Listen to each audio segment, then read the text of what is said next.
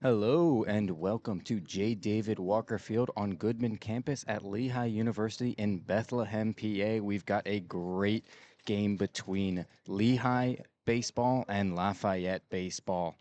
Lehigh took the first game of the 5-game set yesterday, 5-3 in a nice win against Lafayette. They'll look to improve again after a nice 12-11 start to the season, 2-3 in conference play. So looking for a few more wins in the Patriot League schedule. I am Zachary Porter here with Jackson Cramp for the Lehigh Sports Broadcasting Club. Jackson, you want to give us a couple keys to the game for Lehigh today? For sure. We'll start out with the starting pitcher today, Cole Lehman, one of the few returning starting pitchers for Lehigh from last year. He started off to a solid start for the season with a 3.21 ERA, but only one loss with no wins accounted for on the year. It's important to note, though, he's had his actual performances, while maybe not getting the wins, he's done quite well in them, including 4 games saved. But in addition to that, my key for Cole Lehman is seeing how long he can stay in the game for. In his last 4 appearances, it's been 2 innings, 4 innings, 3.2, and 4.1 innings. Lehigh needs Cole Lehman to be into this game for at least 4 innings, if not 5. Now, this is a doubleheader today, so they're playing 2 7-inning games. So if Cole Lehman can get over 4 innings pitched today, that could be huge for the Mountain Hawks. Yeah, I absolutely agree with you, Jackson. Cole Lehman is the absolute cream of the crop of this pitching staff, and there's even rumors of him getting drafted after this season, in which case Lehigh will have to look to fill that hole next year. But he has been excellent this year with his 3.21 ERA, and we'll see if he can take Lehigh deep in this game, get him an easy win for game 1 of this doubleheader. They can get a small lead in these first 7 innings and set them up for a nice series win in the second game of the doubleheader.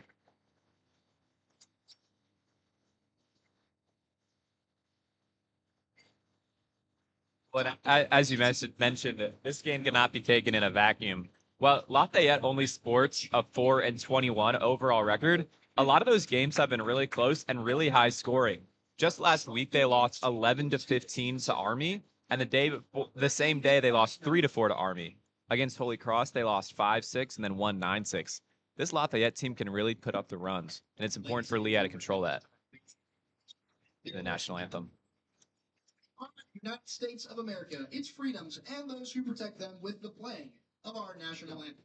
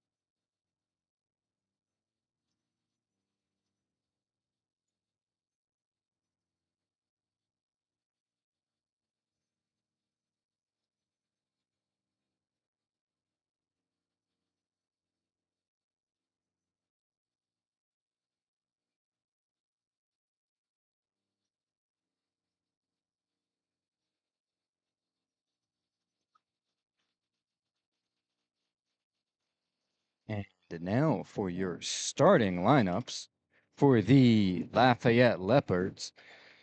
Batting leadoff, number 2, the right-handed junior catcher is Ethan Swidler. Batting second, you've got number 9, the right-handed second baseman, first-year Alex Barrist. Batting third, number 7, their center fielder, the right-handed senior Easton Brenner. Batting in the cleanup spot, their third baseman, number 16, switch hitter, senior Michael Zorillo. And batting fifth is their shortstop, number 5, right-handed sophomore, Matt Kolela. Number 6 in Lafayette's lineup is number 24, the first-year left fielder, righty Jack Mislin. Batting seventh is number 44, their first baseman, the righty sophomore Ryan Grace. Batting eighth for Lafayette will be their right fielder, number 12, the junior right-hander Bodie Grieve. And finally, batting last for the Leopards is their designated hitter, number 8, the left-handed hitting sophomore Teddy Cashman. And on the mound today for Lafayette will be number 13, left-handed pitcher, junior Trace Florio. And as always, coach of Lafayette, A.J. Miller. And now for your Lehigh Mountain Hawks. Batting leadoff for the Mountain Hawks today will be their center fielder, number 1, senior right-handed hitter Jake Whitlinger. Batting second in their lineup is number 2, right-handed shortstop, junior Dom Patrizzi. Batting third is junior, the right-handed second baseman, number 3, Ryan Cochran. Batting in that cleanup spot is their first baseman, number 29, the left-handed hitting junior, Aiden Quinn. Batting fifth is number 5, the right-handed catcher, junior Owen Whalewander. In the sixth hole, third baseman, number 15, right-handed hitter, sophomore Raphael Rogers. 7 is right-handed hitter, number 19, the designated hitter, Justin Butler. And we are just getting started here as Ethan Swidler comes to the plate to lead the game off for Lafayette. We'll get the rest of that Lehigh lineup a little bit later as Cole Lehman's first pitch is in there for a called strike number 1.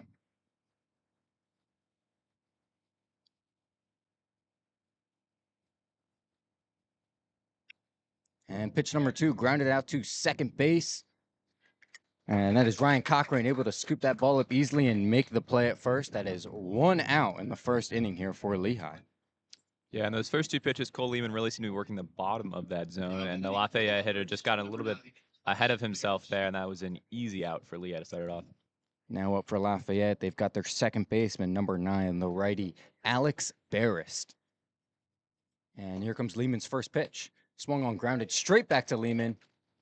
And that'll be a single up the middle for Barrist as Lafayette gets their first hit and first base runner of the game. Now got 1 out and a man on first. Coming up to the plate next will be their center fielder, number 7, Easton Brenner. Like I noted earlier, Lafayette is not shy and is quite aggressive with their bat. So first pitch they just saw, swung on an easy base hit. Yeah, they are definitely swinging earlier. Easton Brenner, easily the best hitter on this team. He's got a 363 average with a 1028 OPS. As he looks at that first pitch for strike number 1.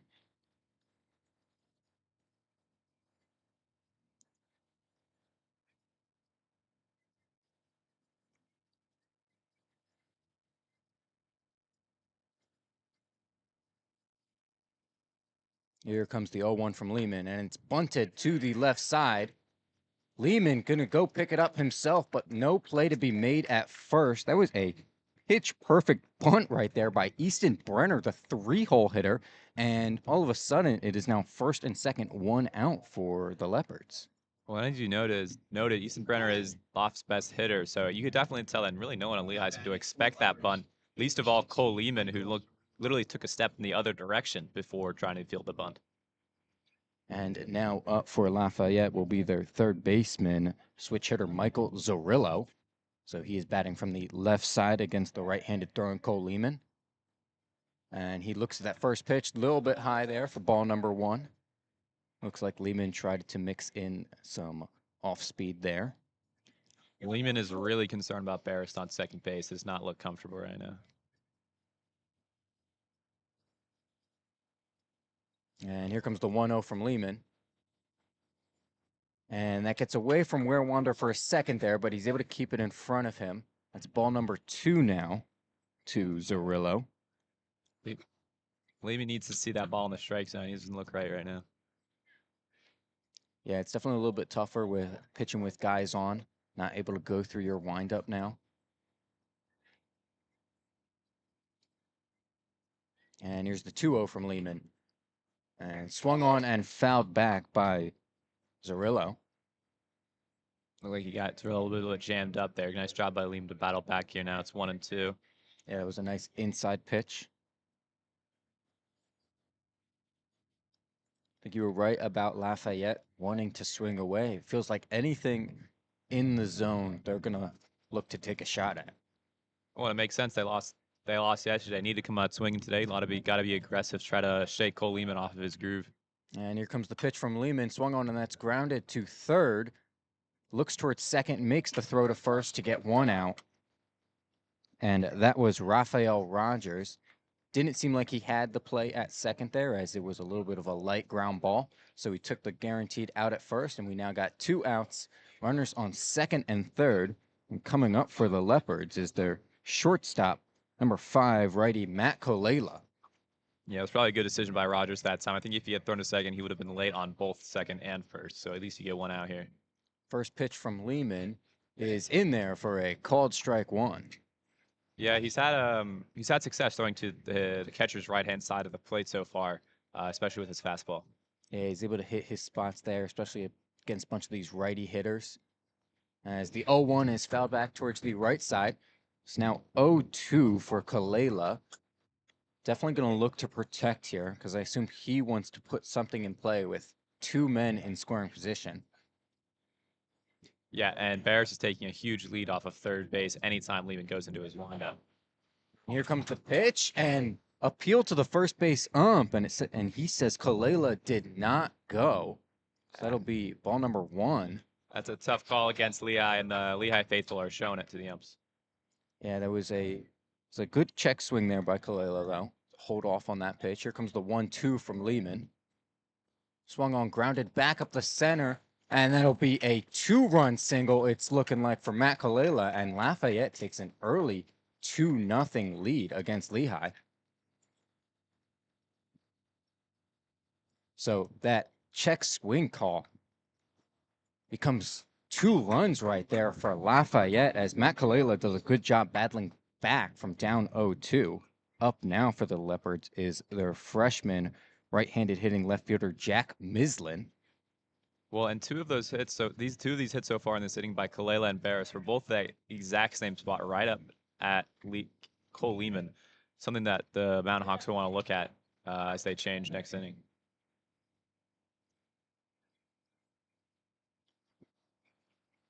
As the first pitch to Mislin is called a strike. And here comes the 0-1. That'll be high and in for a ball. So now a 1-1 count to Mislin. Looked like that one just kind of slipped out of Lehman's hands. Yeah.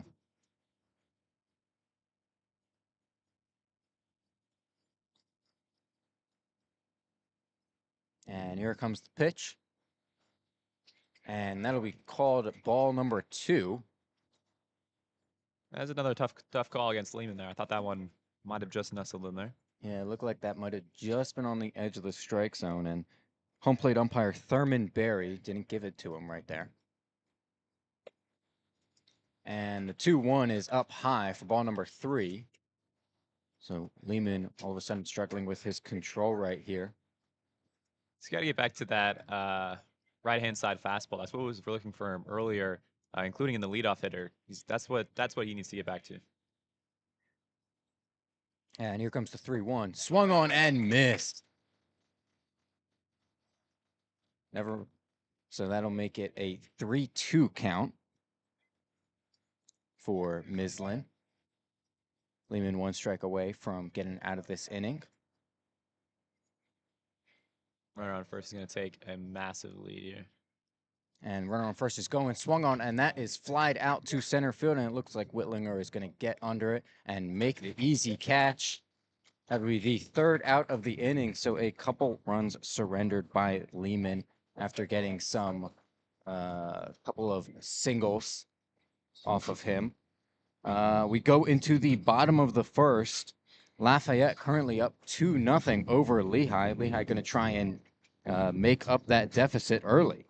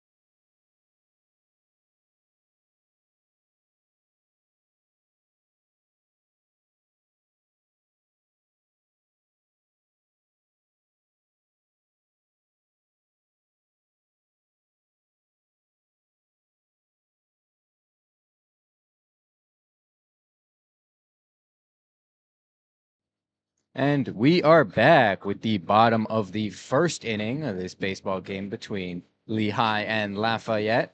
Lafayette took an early 2-0 lead in the top of the first against Cole Lehman with 3 singles and a timely 2-out single.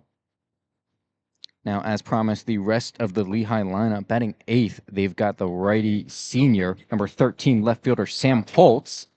Batting 9th for them is sophomore right-handed hitting right fielder number 18 Robbie Carvelli, and already mentioned on the mound today is number 21 junior right-handed pitcher Cole Lehman, and they are coached by Sean Leary.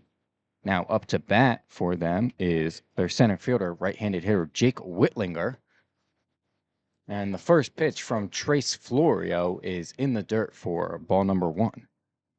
Yeah, interesting note on Whitlinger. He's Lehigh's leadoff man. He's been Lehigh's leadoff man for 2 seasons, but he actually leads the team in home runs. And the 1-0 pitch is right in there for a called strike one. Now a 1-1 count on Whitlinger.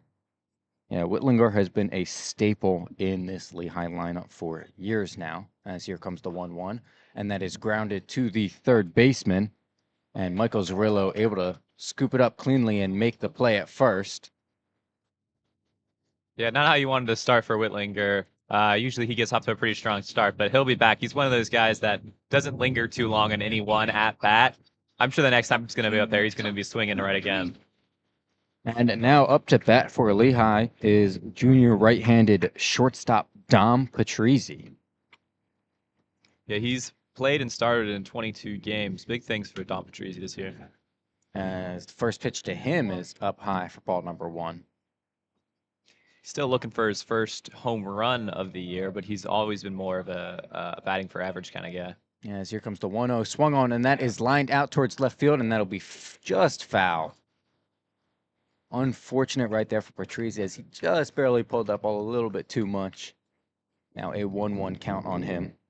Yeah, Patrizzi and Whitlinger have each hooked a couple of their hits so far today. And here comes the pitch from Florio, and that is down and in for ball number 2. Nice take right there by Patrizzi. Man, almost hit Patrizzi's ankles there. That's going to hurt.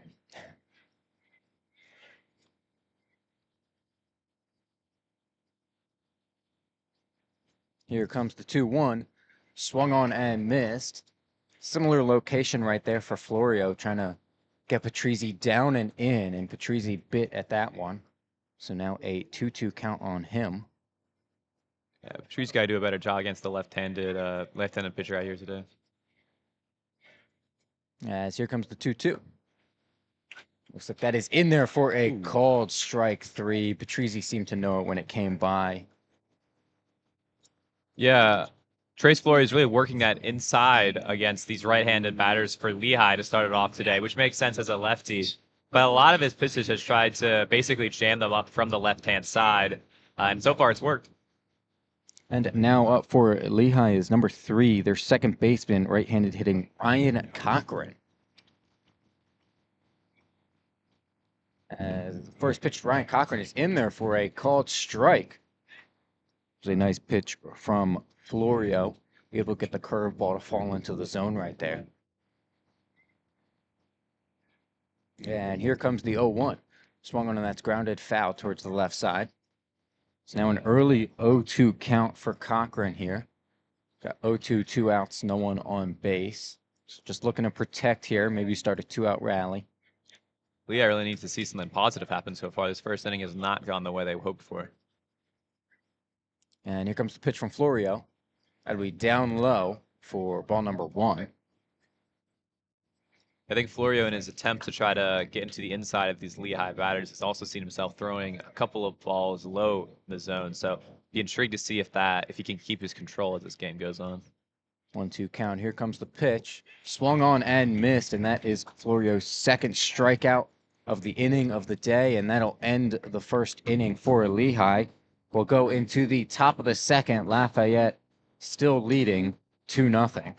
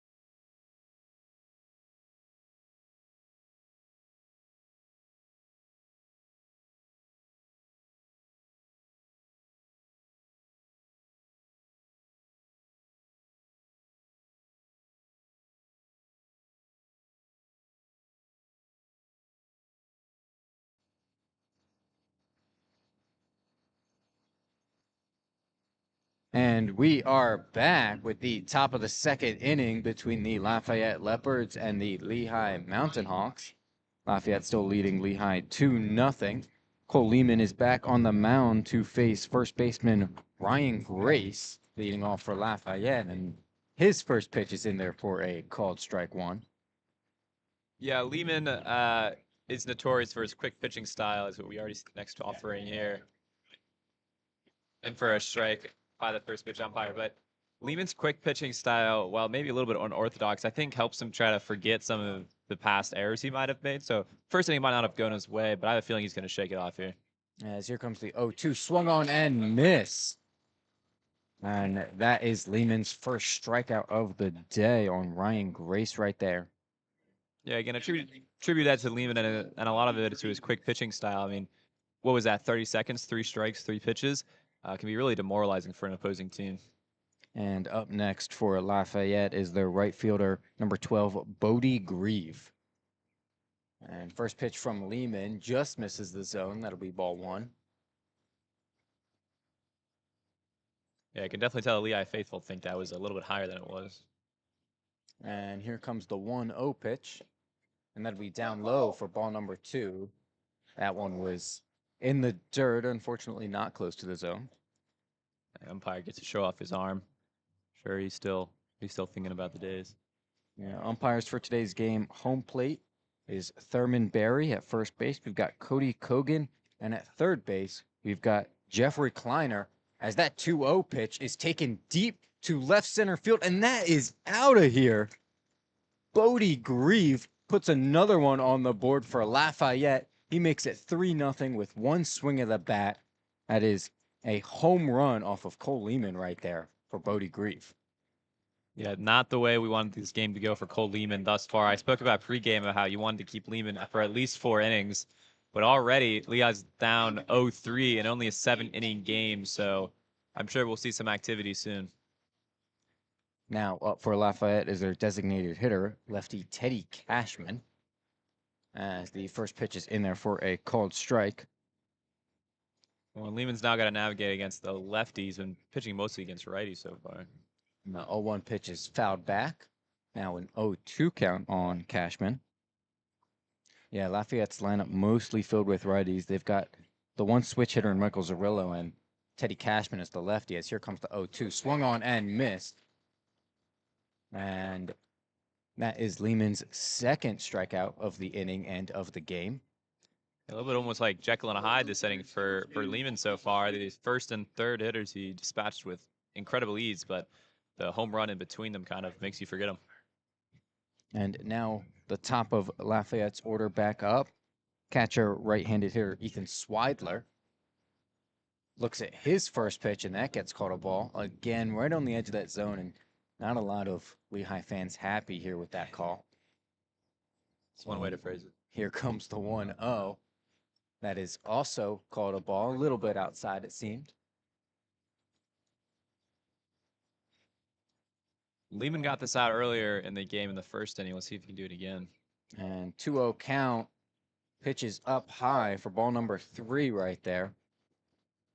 Well, at least you can kind of see the downside of the quick pitching style. He goes 2-0, and then he seems to force that one a little bit too high, 3-0. He's got to slow down, even if it goes against his nature here. And here comes the next pitch.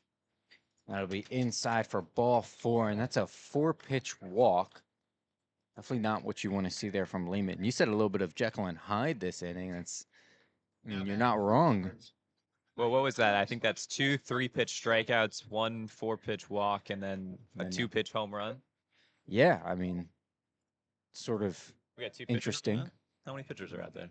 And now up, number 9, second baseman Alex Barrist for Lafayette. 2 outs, man on first, as here comes the pitch. That'll be in there for a called strike. Pretty high in the zone that time from Lehman. I thought he would go back to working it low, which was successful earlier for him. Yeah, Barrist has got a little bit of a crouch stance. Doesn't stand too tall. As the 0-1 is down low for a ball. Barrist wasn't just crouching there; he was really crowding the plate. Look with Lehman to try to get him inside, force him back off. I think that'd be a good strategy for him here. Yeah, he's all over that plate. As here comes the 1-1. And that'll be outside for ball number 2. Consecutive pitchers, Owen Waters setting up way outside of the zone. I feel like you got to be a little bit more aggressive if you're Lehman here. 2-1 count now. Here comes the pitch to Barrist. That'll be way up for ball number 3. So again, Lehman just does not seem to have great control of his pitches right now. Well, it seems like a snowball effect for the most part. As soon as he loses his control on one pitch, he can't seem to get it back. He's got a 3-1 count now to Barrist, as here comes the next pitch. Swung on, and that is lined out to right center field, and that's going to drop for a base hit. Barrist gets a single as Swidler heads all the way to third base. So now you got men on first and third, 2 outs. And Easton Brenner, who we already talked about as Lafayette's best hitter, coming up to bat. Yeah, and that hit was really set up by the 3-1 count. Like you could see Lehman was really trying to fade that one a little bit into the zone to not walk another batter, and that just set it up perfectly for Barrist for the base hit, who now has 2 hits off of Lehman today. And Brenner had a single back in the first inning and scored the second of those 2 runs. First pitch to him is down, called a ball. Well, Brenner got on with that bunt, right? I don't think he'll bunt again here with a runner on first and third, but I doubt it. Not with 2 outs no, either. no. As here comes the 1-0. That is up high for ball number 2. Lafayette's dugout has been given Lehman the business so far this game. Yeah, I don't think Lehman's especially appreciating that business, especially as another ball that looked a little bit closer to the zone than some might think. As here comes the 2-0 pitch, swung on, fouled back towards the right side. Gets a strike on the board there as it's now 2-1 against Brenner. Think this might be a pivotal at bat here for Lehman going forward if he's able to get Brenner out and stop the bleeding in this inning. Yeah, I'm not sure we'll see him in the third if he can't get this out. As here comes the 2-1. That is in there for a called strike, too. That was a very nice pitch by Lehman. A little bit of off-speed stuff right there. Think he'll go back down low for this one. Catcher's right-hand side. And here comes the 2-2. And that'll be a ball up high, throw to second for the steal. And it looks like the ball was dropped. Oh. So it'll be a stolen base for Alex Barris there as he gets to second. Yeah, it looked like the throw was in time from the catcher. If you said the ball was dropped, that'd make a lot of sense. I thought he got the tag down. Ball must have just dropped right at the last second. Yeah, just unfortunate there, but here comes the 3-2 pitch to Brenner. Swung on, foul back towards the right side. Ultimately, hopefully that stolen base doesn't end up mattering as long as Lehman can get Easton Brenner out right here. Well, in some ways, it almost simplifies the equation for Lehman because he doesn't really have to worry about someone trying to steal a base anymore. He's just got to focus on the man at the plate. 3-2 count. Here comes the payoff pitch up high for ball 4. And Brenner will take his base at first. That loads him up for cleanup hitter, third baseman, switch hitter Michael Zarillo. We're going to get a little bit of a mound meeting, but just between the catcher, second baseman, and Lehman. If I were Lehman, I'd really stray away from those pitches going high up into the zone. They really haven't worked out for him this well. That's where he seems to be losing a lot of his control. Yeah, I think really if he can induce more ground balls here, as Lafayette has been able to elevate their contact against him.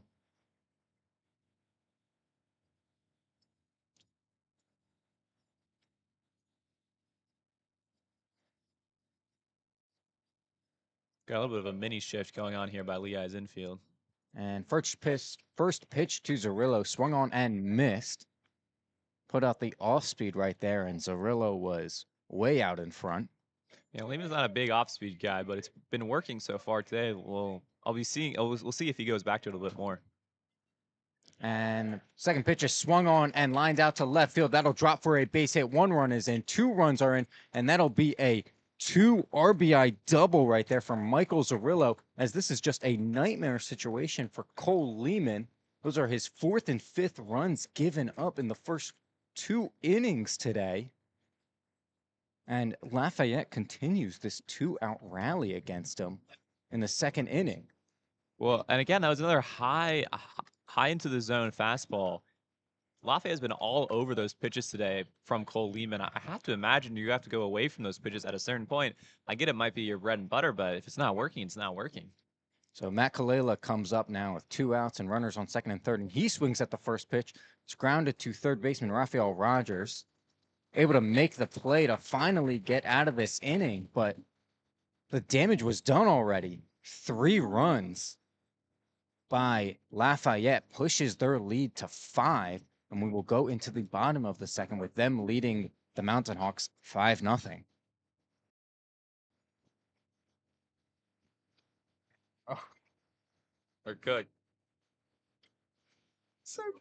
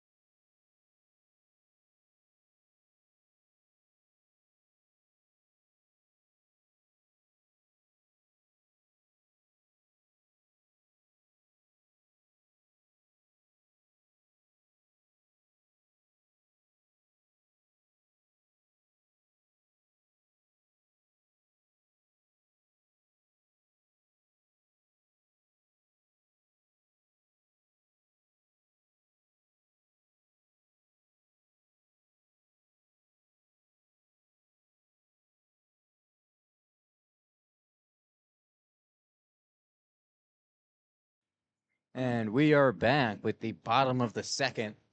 Lehigh looking to make a comeback here before they've even really gotten into this game. It's already 5-0 for the Lafayette Leopards as Cole Lehman has completely fallen apart in these first two innings. Leading off this inning for Lehigh will be the left-handed first baseman, Aiden Quinn.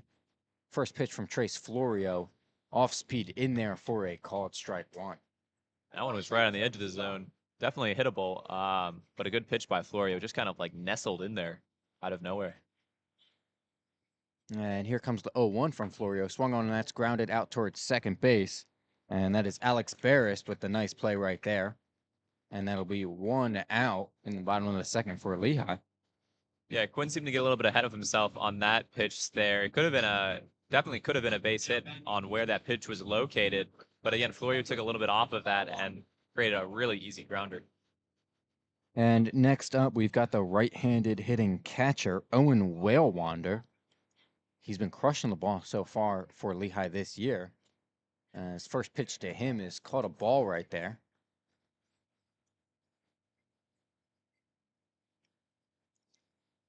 Looked pretty good, just not able to get the call from the ump. These Lehigh fans are getting a little bit angrier and angrier each. The 1-0 pitch is popped way up, right side. First baseman Aiden Quinn gets under it, makes the catch for out number 2. First baseman Ryan Grace for Lafayette makes the catch. Yeah, I was about to ask that Aiden couldn't change teams. I mean, the way this is going, I wouldn't blame him. Up next for Lehigh is number 15, the third baseman Raphael Rogers. 2 outs now, no men on.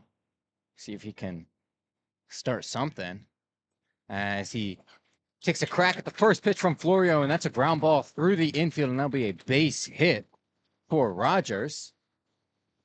Yeah, Put it on the ground the opposite way, and it gets through. Rogers is one of Lehigh's more consistent players, even as a sophomore. He's already hitting 260 and is starting 18 of his 19 games. I remember him last year. He's one of the players Lehigh has a lot of focus on as one for the future and the present.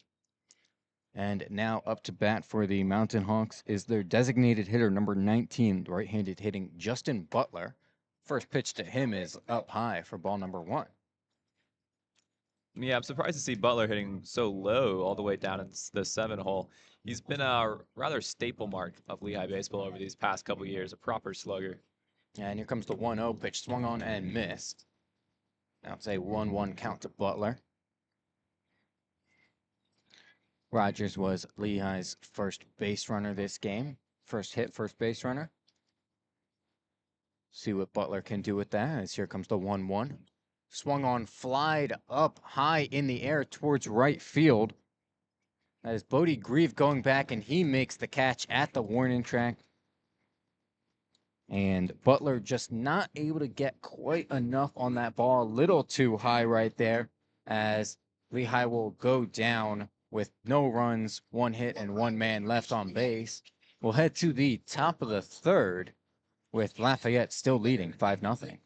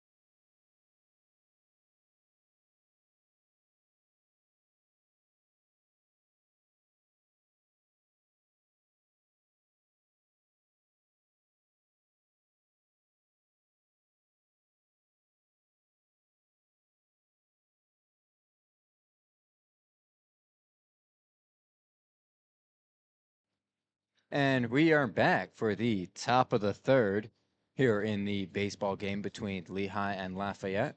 Lafayette leading 5-0 as they have tagged Cole Lehman for a number of hits in these first couple of innings. Leading off this inning for them will be number 24, their left fielder, Jack Mislin.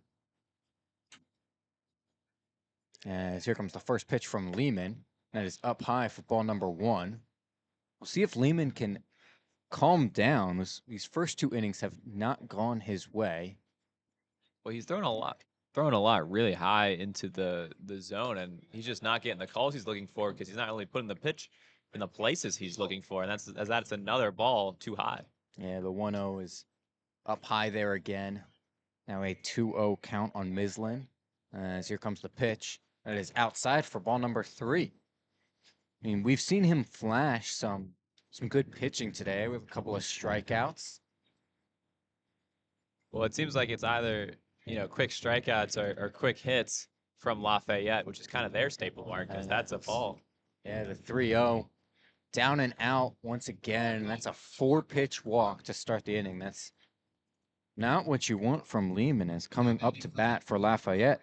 It's number 44, the first baseman, Ryan Grace. And you can see Lehman just getting more and more frustrated with himself on the mound. He's not one of those guys you really want to tell to calm down because you almost feel like his aggressiveness is what makes him such a good pitcher. But right now, he might need to. And first pitch to Grace is called a ball. Grace was squaring up for a bunt right there before the ball came out of Lehman's hands. You don't usually see that early as a square up, but he's going for it again. So here comes the 1-0. Grace pulls his bat back, and that's ball number 2. Got to get into the zone at a certain point. I mean, we are really hearing it from the Lafayette dugout right now. As Ryan Grace squares up to bunt once again. Here comes the 2-0 from Lehman. And he pulls his bat back, but that'll be a called strike right there. So finally, Lehman able to find the zone in his 7th pitch of the inning. Just by the say, I'm a little surprised at how loud this Lafayette dugout is, because you don't usually hear this in college baseball, but then I remembered, it's Lafayette, so I'm actually no longer surprised. And the 2-1 outside once again brings it to a 3-1 count for Ryan Grace. See if he squares up again, and he does. Squared up to bunt every pitch of this at bat, as here it comes from Lehman, and he pulls back, and that'll be a called strike 2. Interesting for Ryan Grace. He squared up to bunt all 5 pitches of this at bat. He's pulled his bat back all 5 times, 3 of them on balls, and 2 of them on strikes that look pretty good to bunt. So now he looks like he's going to actually hit. Here comes the 3-2. Swung on and missed, and that'll be second strikeout for Ryan Grace today. So Lehman sort of takes advantage of that weird bunt approach from him and gets his first out of the inning right there. That's his 3rd strikeout of the day. I'm not sure an at-bat can better epitomize the Cole Lehman experience today. Somehow throwing 3 balls when a guy's squaring at the bunt and then strikes him out as soon as he stops. Now up for the Leopards is number 12, the right fielder, Bodie Grieve. As the first pitch to him is in there for a called strike 1.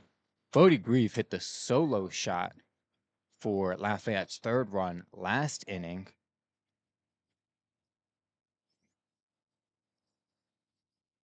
That's Bodie Grieve's first home run of the whole year as well. And the 0-1 is up high for a ball. Grieve only has a .275 slugging percentage, so that home run was quite a rarity for him. 1-1 count now for Grieve. As here comes the pitch from Lehman. Swung on and he checks, but first base ump says he did not go around. That looked as much as like a swing as I think you could get, and that'll go down in the books as ball number 2. Yeah, and I think the Lehigh faithful would like to agree with you on that one. That's the second check swing that has, at best it's 50-50 and gone in Loft's favor. And here comes the 2-1 pitch. Swung on that. It's lined out to right field, and that'll be a base hit right there for Bodie Grieve, his 2nd hit of the game. And now that'll put runners on 1st and 2nd here for the designated hitter, lefty Teddy Cashman, number 9 hitter in this lineup.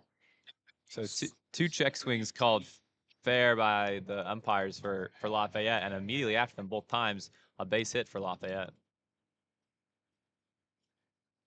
And still just one out here for Lehman with those runners on first and second. Double play definitely in play, though. Well, and again, Lehigh's got that kind of mini. And Cashman grounds the first pitch to the first baseman, Aiden Quinn. He grabs the ball and just steps on the bag himself. So that'll be the second out of the inning. But Cashman will have moved the runners up there. It is now second and third for Lafayette with 2 outs. And their leadoff hitter, number 2, righty Ethan Swidler, up to bat. Yeah, I'm a little surprised Quinn didn't go to second. I thought he could have gotten it this time. Maybe not when Rogers was trying for it last time. But Lehman has struck Swindler out in the first inning. We'll see if he can do it again. As here comes the first pitch, and then it's up high for ball number 1. Or excuse me, he didn't strike him out, ground out. Yeah, got him to ground out in the first inning. Did walk him in that second inning. Second inning of walks. Here comes the 1-0. Swung on and missed. Now a 1-1 count. I think that's what Lehman's got to get back to, is those pitches to the right-hand side of his catcher away from the hitter and keeping it low is what really he needs to focus on right now. And here comes the 1-1 from Lehman. Swung on, fouled back. Strike number 2 now. Yeah, those are the flashes from Lehman we've seen today where he can just kind of blow it right past you as a hitter, especially with his quick routine. It kind of like adds to the ferocity of his fastball, even if he's throwing it at the same speed. And now I almost think he'll go off speed right here. I'd love to see it. Try and switch it up. Got it for a second pitch. Here comes the 1-2. That is outside for ball number 2. So did go fastball there, just wasn't able to hit his mark on the outside corner of the zone. Kind of feel like that's Lehman's pitch right there. He loves this. It's not really a sweeper, but it almost looks like it coming out of his arm. And here comes the 2-2. And that is up high. That gets past Wander. And Jack Mislin will make his way home from third base on the wild pitch as Lehigh gives up their 6th run of the day. Maybe worst case outcome right there. Absolutely not what you want to see from Lehman after he got Swidler to 2 strikes right there. So it's now a man on third as Ryan Grace also moved up. Well, again, what's working for Lehman is his lower pitches. As soon as he starts going high, it gets away from him almost instantaneously. You got to kind of feel that his catcher's got to notice that and start calling him some easier pitches. Yeah, he's really struggling with his control at the top of the zone there. 3-2 count. Here comes the pitch. That'll be in there for a called strike 3. And Ethan Swidler goes down looking. So Lehman did give up the 1 run right there that extends Lafayette's lead to 6-0. They've scored in every inning so far. We'll see you in the bottom of the third as Lehigh tries to cut into this deficit.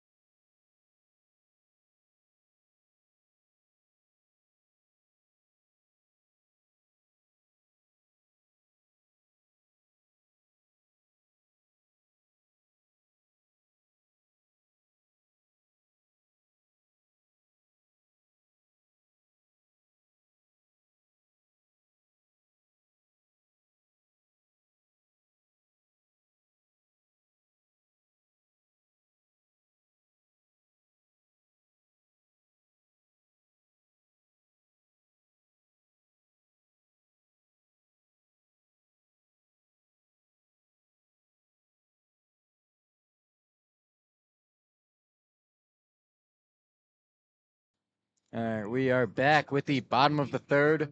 Lafayette Leopards leading the Lehigh Mountain Hawks is 6-0 through 3 innings.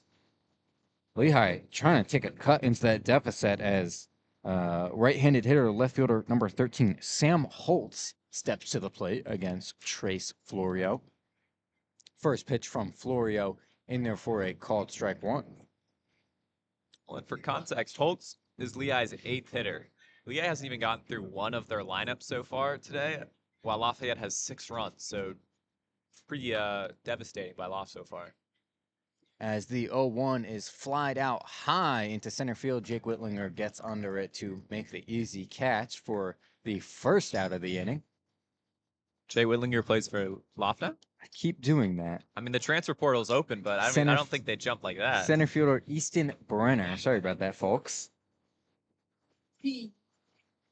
Zach, the transfer portal, I'm pretty sure it's just for basketball right now.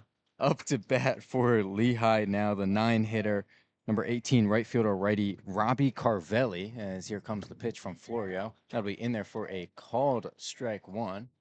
It looked a little inside to me. It looked ballish, I would say. Ish right there. As here comes the 0-1 from Florio. In there for a called strike two now. So a tough spot here for Carvelli. Carvelli has seen limited action so far this year, just appearing in 6 games, this being his second start. He's got a 400 average so far, as the 0-2 is down in the dirt for a ball. 400 average is on 5 at-bats, however. He's got 2 hits. Yeah, 400 average is a 400 average. I mean, I haven't taken math in a couple of years, but I'm pretty sure that's pretty good. You'll take it, right?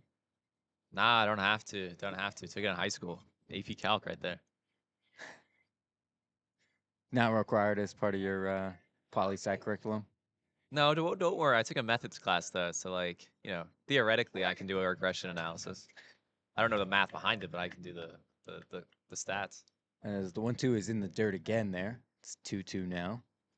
Get some indiscretion between the umpire and the Lehigh third base coach. I don't know what's happening there exactly. Was it called a ball? Is he mad about ball? Not exactly sure the argument going on here. It was called a ball. It's now a 2-2 count for Carvelli, and Lehigh's third base coach not happy about something. Seemed to be referencing his wrist in some way, but I don't know what a wrist would have to do with any of this. As here comes the 2-2 from Florio, swung on and grounded foul towards the left side. Carvelli staying in there. I mean, I'm not sure how many pitches Florio's even pitched today, so even this by Carvelli is some kind of positive progress for Lehigh.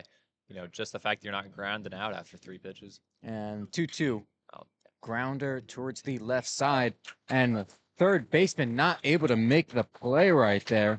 It was Michael Zarillo, got his glove on it, but it popped right out. It was a tough play for him going to his left. And Robbie Carvelli will get on first base with that. Hey, that's a 400 average hitter right there, Robbie Carvelli. It is. Put some respect on his name. I mean, he hit that with a lot of bounce, even though it was pretty low. It bounced right in front of the third baseman. I think that messed up his routine. See whether they call that a single or an error, as we now have center fielder Jake Whitlinger up for Lehigh. Scored an error. Yes, that'll be an E5 on Zarillo there. Was a tough play. Usually when you get it in your glove, kind of expected to finish it off. Yeah, another script. Something for the catcher. Maybe there was an issue with the PitchCom device. Could be it. It looks like catcher Ethan Swidler just switched his out, coach from Lafayette's dugout. It's currently 1-0 count on Whitlinger. Well, that last pitch from Florio, again, going right at like Whitlinger's ankles. That seems to be almost a point of emphasis for the Lafayette pitcher. If that one hits him. Yeah, the 1-0 hits Whitlinger right on the ankle, and all of a sudden Lehigh's got 2 base runners on. It's first and second, 1 out here. Coming up to bat will be right-handed hitting shortstop Dom Patrizzi. It's the 3rd hit by pitch for Whitlinger this year. Lehigh actually seems to get hit by a significant amount of pitches. Um, Yeah, Tom Patrice's got 5 of his own. I'm looking at the sheet right now, and I'm looking at Rafael Rogers Rafael Rogers. with 12 hit by pitches. I mean, those are Chase Utley numbers right there. Hey, you know, what's the Brad Pitt quote? You know, do I care how he gets on base? You know, no, as long as he Gets on base. It's a skill, man. Crowd that plate. I mean, it was Ty France from my Mariners who got hit by a pitch so much that, you know, I'm not even sure how he's still playing. All right, Don Patrizzi now up to bat. First and second, one out. Here comes the pitch from Florio. That is inside for ball number 1. Another inside pitch going, this time going at his knees. But I said, I just barely missed him by a few inches there. Florio is really hunting for these joints of the Lehigh players. 1-0 count. Here comes the pitch from Florio. And that is in there for a called strike. Just able to get that top corner of the zone. Almost feel like he's been throwing so much to the inside. As soon as the ump saw some go a little bit to the other direction, knew it was a strike. Yeah, it didn't look like Don Patrizzi was too happy either with the pitch or the call. As here comes the 1-1, swung on, fouled back. Kind of feel like Patrizzi didn't make up his mind quick enough. That was definitely a hittable ball, but he swung a little bit too late. Yeah. Patrizzi struck out back in the first inning as 1-2 is down low for ball number 2. Getting a huge gust of wind right now coming in from center field, it seems. Not the direction you want if you're Patrizzi. No, definitely not. 2-2 count right here. Here comes the pitch. Swung on, grounded up the center, but right at the second baseman. He flips to second, and they will turn to second baseman Alex Barris to shortstop Matt Kolela, and they execute that perfectly to get out of a jam right there. So Lehigh unfortunately goes down with no runs that inning, and we'll head to the top of the 4th. Lafayette still holding on to a sizable 6-0 lead.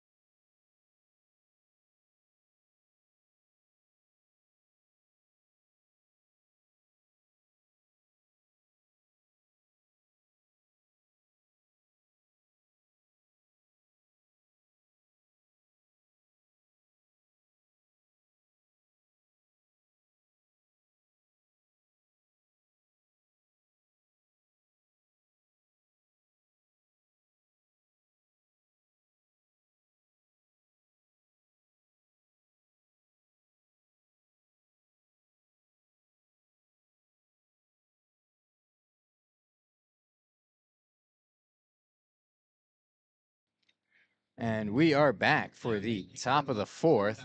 Lafayette leading Lehigh 6-0 right now. Lehman back on the mound, and leading off this inning for Lafayette will be their second baseman, number 9, Alex Barris. First pitch from Lehman is way up high for ball number 1.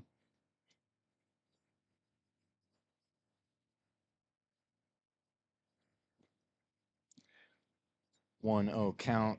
Here comes the pitch from Lehman. Swung on, and that is popped up towards the right side. Looks like it's drifting foul, and that'll go out of play. Robbie Carvelli going all the way to the wall there. Souvenir for somebody. So now a 1-1 count. on Barrist. For reference, Lehman has faced 19 batters in this game. Florio for Lafayette has only faced 11.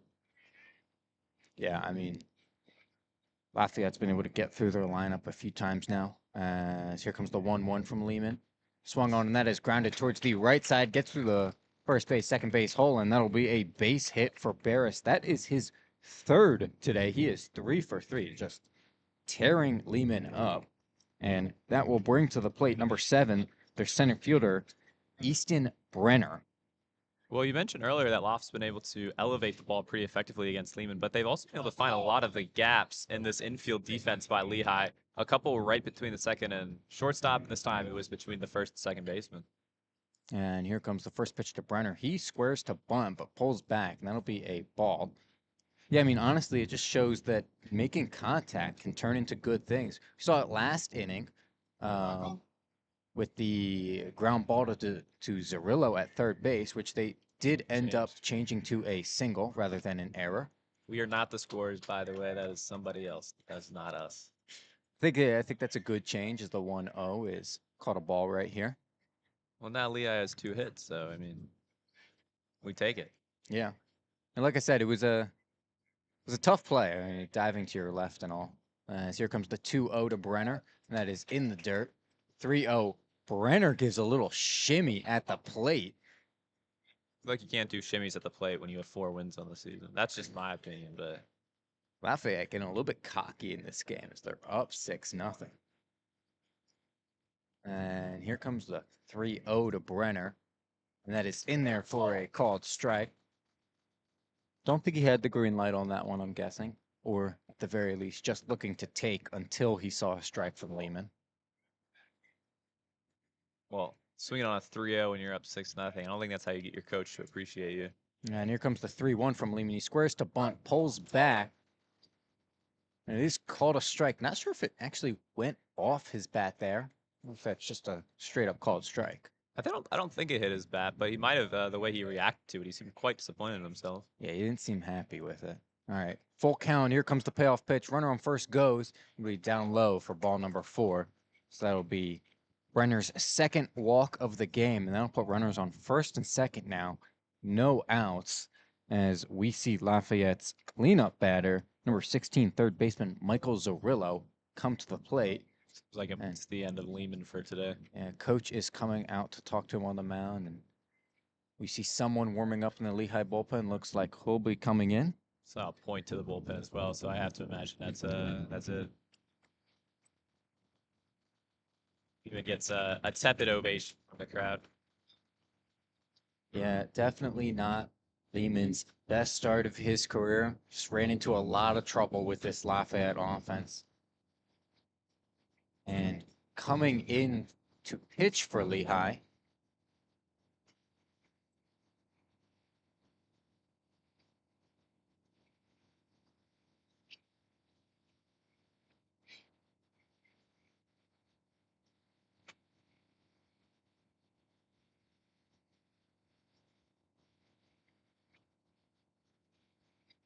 looks like it is number 43, freshman left-handed pitcher Jake Mulvihill.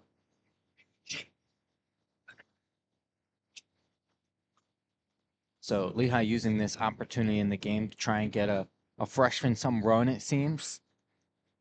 Take a quick look at Mulvihill's stats. He's got a 5.6 ERA so far on the year, 1.92 whip. He's got 7 relief appearances so far, totaling 17.2 innings pitched. And he's got just 7 strikeouts in those 17.2 innings. So, a little bit of a mop-up guy here, it seems. Trying to clean up this mess on first and second that Lehman has left, and he will be counted for both of those base runners. Well, Mulvihill's a little bit of a mop-up guy, but he's also spent his fair time actually pitching. He's pitched appearances including 3.5 against Holy Cross, 3 against Albany, 4 against St. Joe's, and 3 innings against Long Island. So he's used going for a bit of an extended time. I don't think he'll pitch for the rest of this game unless things go pretty well for Lehigh. I'm sure they'd like him to, so it's just that they can reset for the second leg of this doubleheader, as well as the next doubleheader against Loft tomorrow. Yeah, I bet they're looking to get at least 3 innings out of him here. If he could do the fourth, fifth, and sixth. I mean, he's the long reliever when something like this happens to your starter and Cole Lehman, and you need to find some innings somewhere. All right, so once again, Michael Zerillo steps up into the box. Got first and second, no outs. Mulvihill does have 2 wins on the year, so I never say And never. first pitch from Mulvihill. And the ball will go foul, just barely right there. That'll be a strike then. Good patient that time from Walla Wander. Definitely tell you wanted to pick that up and fire that over first, but easy foul. Yeah, it just didn't look like the play would be there, so good to let it be. Gotta say, I'm a little bit surprised Mulvihill's coming into this game, just the way Lafayette has so many right-handed batters. As we noted earlier, the only proper lefty they have is Teddy Cashman, and they have a switch hitter in Michael Zerillo. But he's going to be facing a lot of righties today. Yeah, I mean, and we've seen Lehman struggle with this lineup as a righty. We'll see what these guys can do against a lefty like Mulvihill. As here comes the 0-1, that's bunted foul again, this time towards the right side. Zerillo not happy with that one, obviously. He's now stuck in an 0-2 count. Can't imagine he'll try and bunt with 2 strikes here, though. It's another time that Lafayette batters have squared with the bunt before the Lehigh's pitchers even begin his throwing motion. Seems to be a point of emphasis by their coach. And here comes the 0-2 from Mulvihill. That'll be way inside, and it looks like that got Zerillo maybe on the arm or the elbow. Looked like it, yeah. He's feeling that one. Yeah, that did not look great. Whole head to first. That loads the bases now. Still no outs. Really tough position for Lehigh here. And now coming up to bat is their 5-hitter, number 5, shortstop righty Matt Kolela. Well, I was going to say double play opportunity, but 0 outs anyways, so I'm not sure how much that would give you. It'll take a lot from Mulvihill, the freshman, to get out of this one. Yeah, I mean, you'll take a double play. If you can get 2 outs and they just score the 1 run, you'll take it. At this point, though, I mean, you need the offense to come alive, to come back in this game, and you just limit the damage as best you can. First pitch is fouled back towards the right. It'll be strike 1.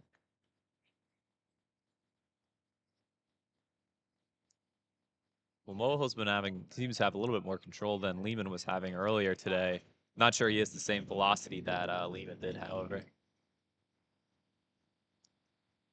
Kolela is 1 for 2 so far today with a 2 RBI single. Gotta say, I'm a little bit perplexed why Lehigh even let Lehman start this 4th inning if you were going to take him out so early. Anyways. And here comes the 1-1. Wait in there for a ball. Now a 2-1 count. I mean, I think, one part of it is he just let those first 2 guys on. And I think if he doesn't, he stays in and he goes the inning. 2-1 count. Pitches up high for ball 3. Something about going up high today for these Lehigh pitchers. They're having a real tough time keeping it low. Yeah. I think after the 6 runs in the first innings, I think they just wanted to let Lehman go and see if he could find it eventually. As the 3-1 pitch is down and in, that'll be ball number 4, and a run is walked home by Lehigh. That'll make it 7-0. Still no outs in this inning. That run will get charged to Cole Lehman. So this game just keeps getting worse and worse for Lehigh. As up next to bat for Lafayette, number 24, the left fielder, Jack Mislin. Mislin 0 for 1 today with the 1 walk. As he pops the first pitch way up, and it looks like that's going to go out of play.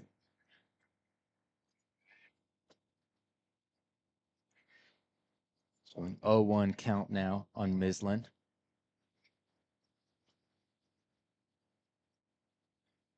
Just looking for something positive here from the freshman Mulvihill. As we noted, he does have some strength as a mop-up guy. As the 0-1 pitch once again fouled up and back. Mislin, an early 0-2 count here.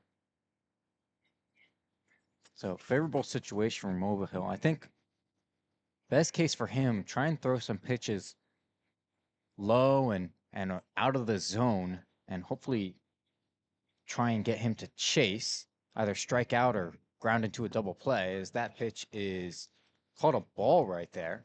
It looked like he was trying to do just what you said to do, and no favors from the ump this time. Yeah, it looked like that was right on the edge of the zone, and unfortunately just not able to get the call. Yeah, I almost think a situation where Wallawander almost did too much framing, but the ump might have thought he was lying to him. So here comes the 1-2, swung on and missed. He got Mislin to go right there. That'll be the first out of the inning for strikeout from Mulvihill today. And walking up next to the plate will be number 44, the first baseman, Ryan Grace. Ryan Grace is 0 for 2 today with 2 strikeouts. Lehman was having his way with him. We'll see if Mulvihill can continue to do that. His first pitch is way outside for ball number 1. Grace was also the guy that squared up to bunt all, 5 pitches in a row and then got struck out by Lehman. It doesn't look like he's going to bunt this time, unless it was quite an odd at bat. Here comes the 1-0. Swung on, grounded to short, and he will go to first to get the easy out right there. So that play was made by Dom Patrizzi as the run comes in from third, and that'll be Lafayette's 8th. Now 8-0 over Lehigh. Both the runs this inning getting charged to Cole Lehman as he put those first 2 runners on. So his final stat line is determined. I don't want to do that ERA math right now for him, though. Now up to bat is right fielder number 12, Bodie Grieve, as his first pitch is taken for a strike. I'm just saying, a little bit surprised Patrizzi didn't try to turn 2 there. I think he could have got it. It would have been close, but he definitely could have got the runner at second at least. And the 0-1 pitch is called a ball right there. Yeah, a little bit interesting there, especially when you're down this big. You might as well try and make plays like that. As here comes the 1-1. That'll be inside for ball number 2. Just barely missed hitting him. Yeah, now Mulvihill's looking for the ankles and the knees, just like Florio, excuse me.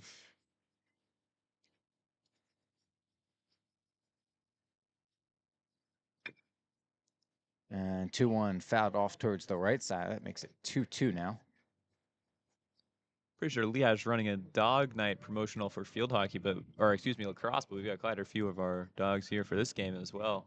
Oh, this is great. I love seeing all the dogs. Might get distracted. See, my dog couldn't even come to a baseball game. She'd already be on the field. Here comes the 2-2, and that is flied out into center field. Whitlinger able to get underneath it. He makes the catch for the 3rd out of the inning. Lehigh, though, gives up another 2 runs. We'll head to the bottom of the 4th. It's 8-0. Lafayette leads Lehigh.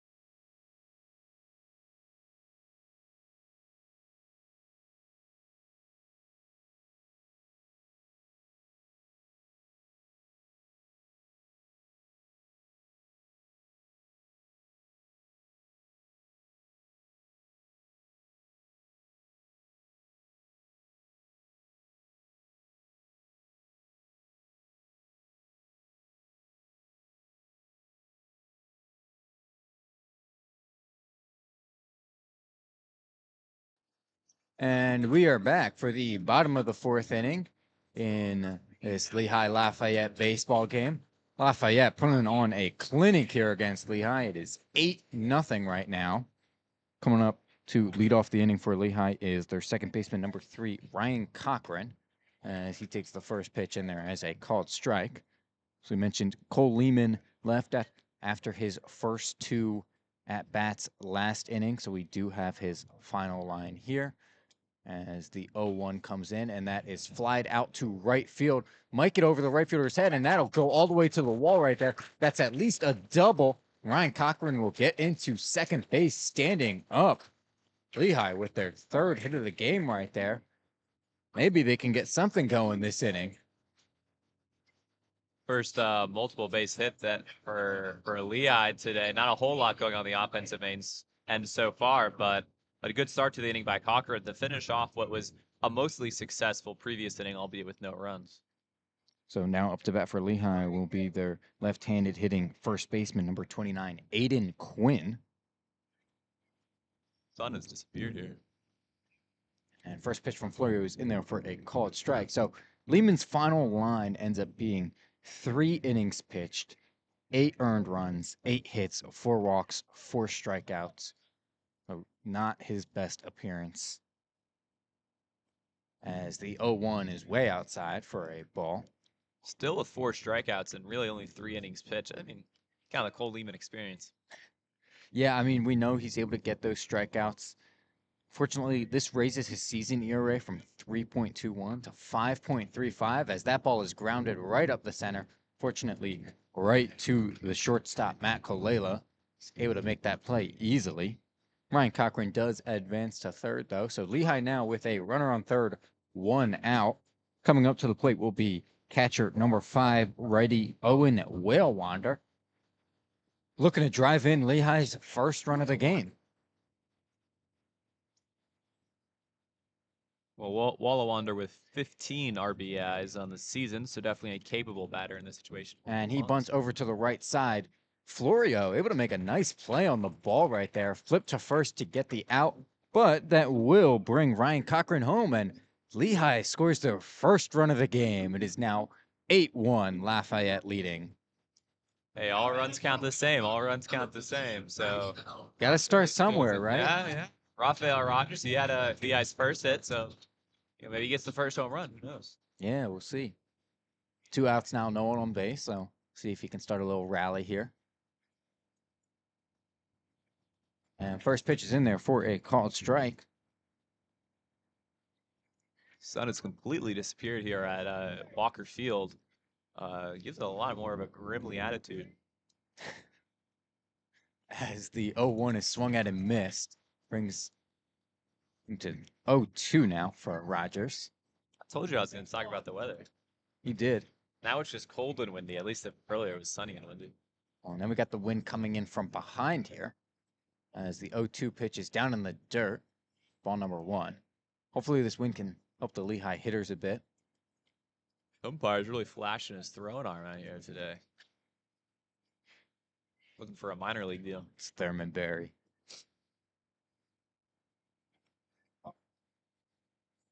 And here comes the 1-2 from Florio. Swung on, and that is a deep fly ball to left center.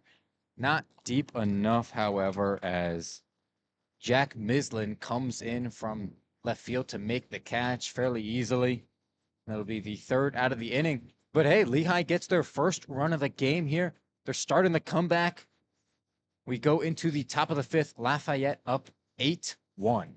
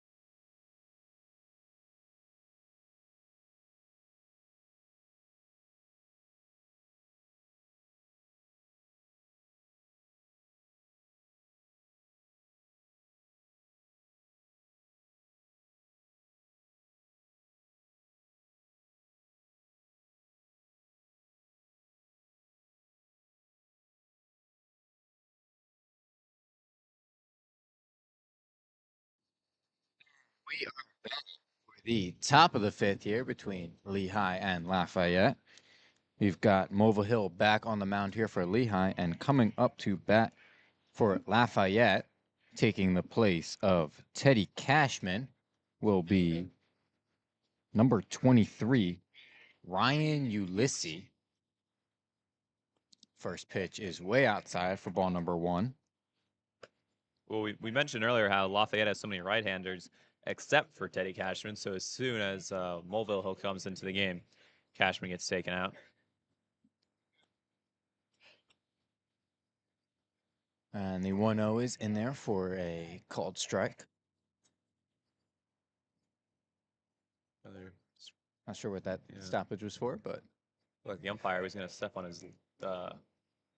Ulysses back in the box. Here comes the 1-1. Swung on, fouled straight back. Now a 1-2 count for Ulysses. Mulville Hill looks a little calmer in this inning as compared to last, which makes a little bit more sense. He doesn't have to deal with any runners on or no outs.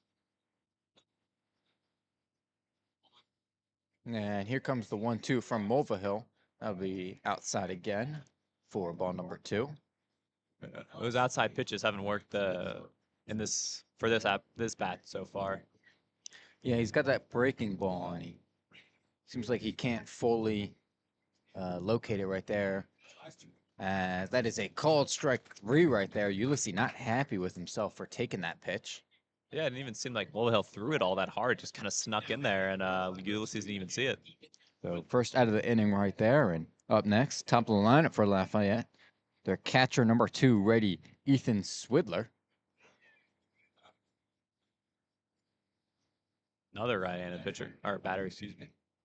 As here comes the pitch, and that'll be up high for ball number 1.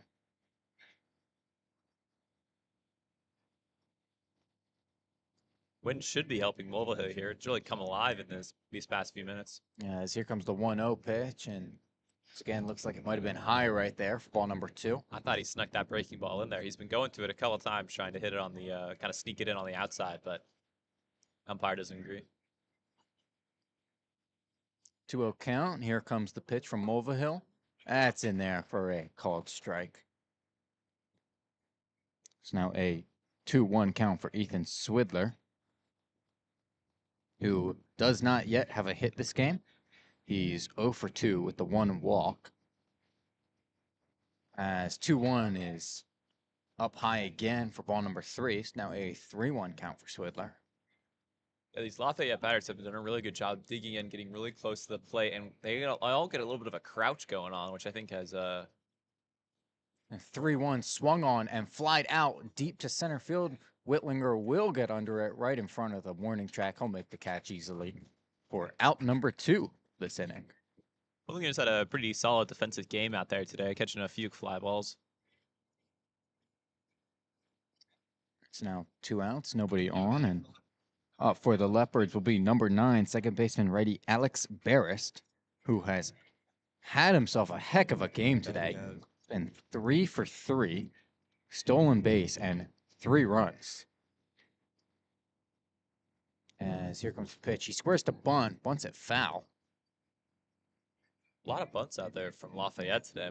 I mean, Barris got his first hit. No, he did not get his first hit off of a bunt. He was advanced off of a bunt. Yes, They've been successful for Laf. 0-1 count now. And here comes the pitch from Mulva Hill. Swung on, and that is popped out towards the left side foul. And it looks like it will go way out of play. It's into the rough. Fan making the catch after a few bounces on the asphalt. And a pretty solid throwback. Might have to sign it. All right, 0-2 count right here to Barrist. And here comes the pitch from Mulva Hill. Tries to get the call strike 3, but umpire once again not having it. That's ball number 1 of the at-bat. Tried to sneak that breaking ball in at the top of the zone. He thought he had it. He was ready to walk off. And here comes the 1-2. And that is down low, it looks like, for ball number 2. Sometimes I feel like whenever a pitcher tries to do the walk-off, I think the umps instinctively just call it a ball no matter what. They can't give the pitcher any satisfaction. Yeah, this ump has been calling things quite slow today too, as here comes the 2-2 pitch. He likes to wait a bit, and that is lined out to left field. That'll drop for at least a base hit. He's going to get two. Barris on his way to second, and he'll get there standing up. So that is a 2-out double for Alex Barris, as he will not be denied today. That is 4 for 4 for him, with, I believe, 5 total bases. Well, and Lehigh Faithful once again giving it to the home base umpire. That's after 2 times where a check swing went in Lafayette's favor, and then they got base hits. This time it's a ball that gives them a base hit. And here we've got number 7, the center fielder for Lafayette, Easton Brenner, coming up to bat, who's had a very nice game himself. First pitch to him in there for a called strike. Brenner's gone 1 for 1 today with 2 walks and 2 runs scored.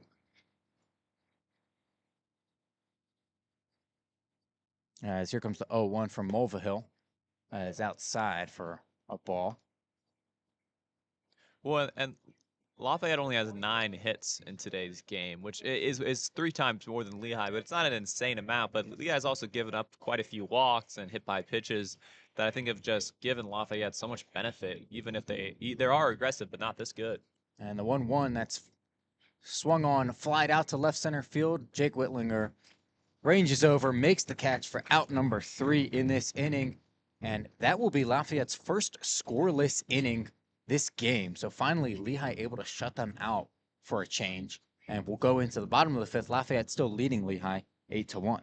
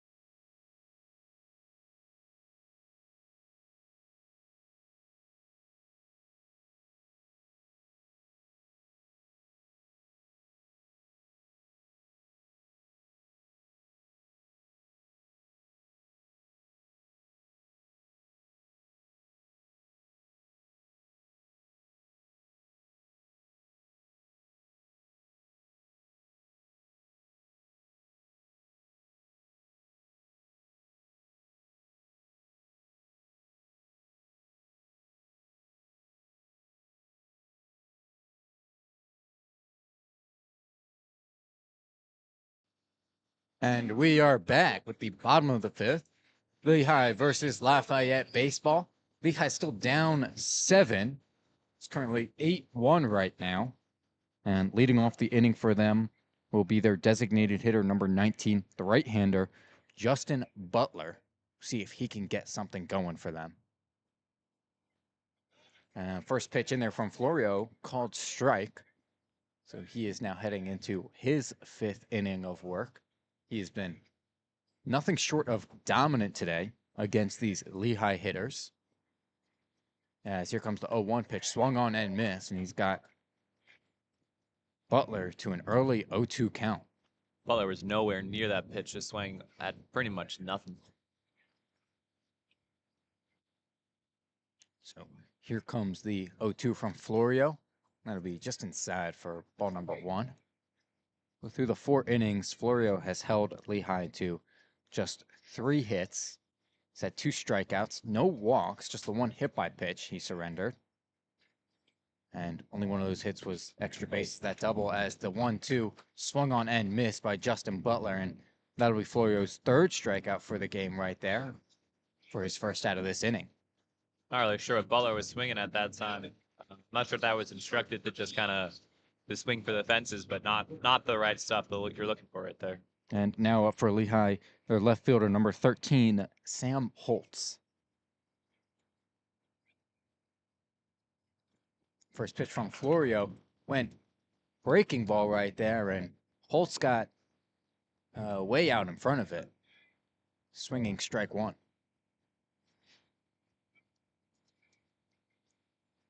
And here's the 0-1 from Florio.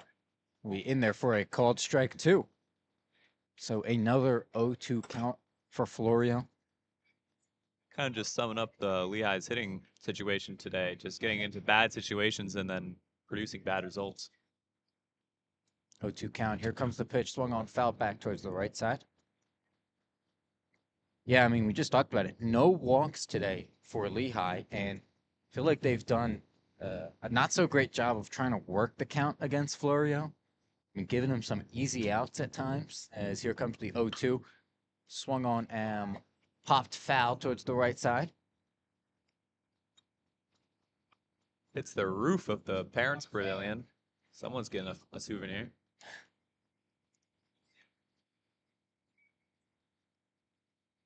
But yeah, I mean, you're not getting any walks against, an average pitcher. I mean, it's just not winning baseball.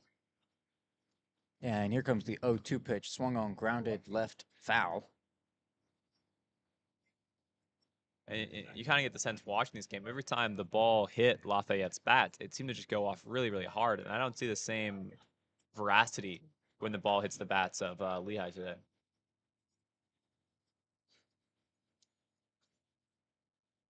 0-2 pitch again. Here it comes. Is down low for a ball.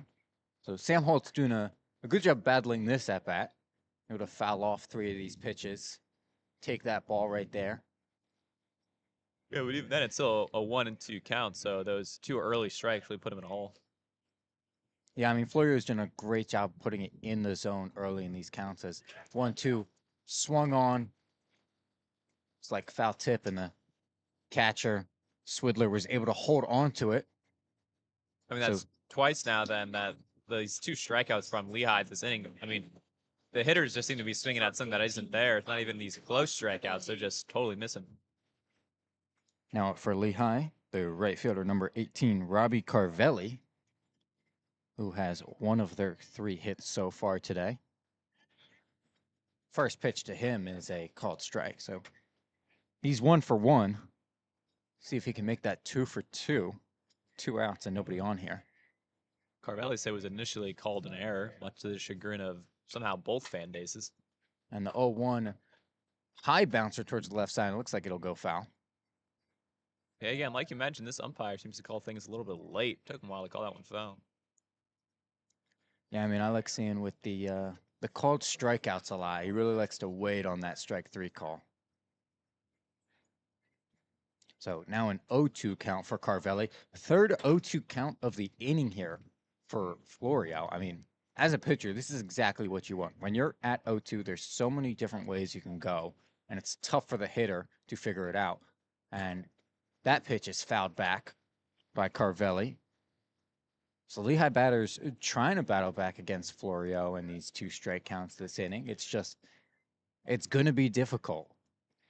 Well, and if you're the coach of Lehigh, the advice isn't just, well, you have to hit better when you're down 0-2. It's about making sure you're not getting down 0-2 in the first place, because then you're just kind of in scramble mode and you're at battle station trying to do whatever you can to stay alive instead of trying to control the at-bat, which Lehigh just hasn't done at all today. 0-2 pitch here. It comes again. That looks like it just got outside. Yeah, 1-2 count now. The outside of the zone has been a little bit fuzzy today. Goes in the favor of Lehigh this time. So now a 1-2 count. Here comes the pitch from Florio. Swung on that, grounded right back to Florio. Bobbles it. He's able to pick it back up and make the throw to first. Gets the third out of the inning. No hits, no runs, nobody left on base. And we'll head to the top of the 6th. Lafayette still leading Lehigh 8-1.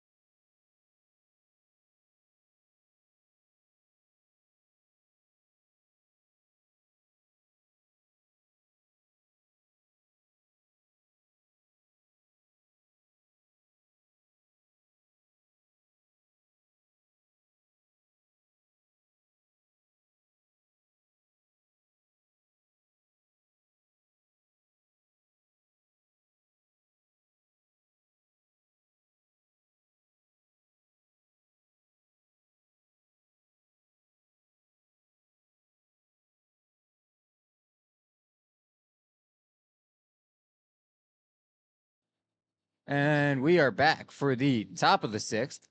Lafayette still leading Lehigh 8-1 in this baseball game. We got Jake Mulvihill back on the mound here for his third inning of work. And coming up to bat for Lafayette will be their third baseman, number 16, switch hitter Michael Zarillo. So now batting from the right side of the plate against the lefty Mulvihill. Zarillo's got 2 RBIs today on a one-hit double, as well as a hit by pitch. And first pitch swinging, he pops that way up in the infield. Someone's got to call for it, and it'll be first baseman Aiden Quinn with the catch. A little bit indecision from Lehigh. It almost felt like Mulvihill was thinking about doing it, and then he realized that'd be a bad idea.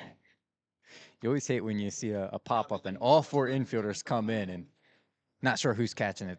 Oh, Luckily, Aiden Quinn made that call. Should have got the catcher involved as well. You just get everyone on the team. And here we've got the shortstop number 5, Matt Kolela, up for Lafayette. First pitch swinging for him as well, and that'll be a single right up the middle. Well, Lafayette has done a great job of hitting it basically right up at the pitchers again. They are not, understandably not the best fielders on the team, and it's getting through that gap pretty consistently. Yeah, I mean, part of it is that ability to hit to all fields, and that opens up that gap in the middle. It's coming up now for Lafayette is number 24, their left fielder, Jack Mislin. We've seen with some of the Lehigh hitters where Lafayette will shift their defense, and even when they hit it up the center, it's like they're hitting it straight at the shortstop or the second baseman. First pitch to Mislin is up high for a ball, so finally Lafayette hitter does not swing at that first pitch. Mislin has a run. He has a walk and a strikeout, pure recipient of the Cole Lehman experience. As that 1-0 pitch is down low for ball number 2. Way too many walks given up by Lehigh today. 5 in total compared to 0 on the other end.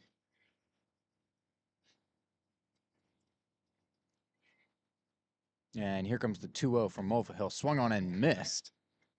Pulled the string on him there with the breaking ball. Yeah, Mulvihill, he obviously doesn't pitch as quickly as Cole Lehman, but he still does pitch rather quickly. For most pitchers, he's a little bit quicker. And he seems to have settled in a little bit after his first inning, where he was just put in a terrible situation. 2-1 pitch. Yeah, looks like that was just inside. We called ball 3 right there. Well, he's really working that inside of the zone in this inning, just trying to sneak it in there. In his previous inning, he was trying to get to the outside of the zone and then get his breaking ball in, just kind of tucking it in here. But this time he's going more towards the inside. And he sets a throw over to first base right there. Wasn't the most convincing of throws, but it shows he can do it. At least he's not John Lester. It's a good pull. As here comes 3-1. Ooh, and it looks like Mislin just fouled the ball straight off his leg or foot. He's now limping away from the plate as umpire goes to give Mulvihill a new ball. I was trying to make sure if Wallawander also got hit, he seems to be okay, just checking his equipment.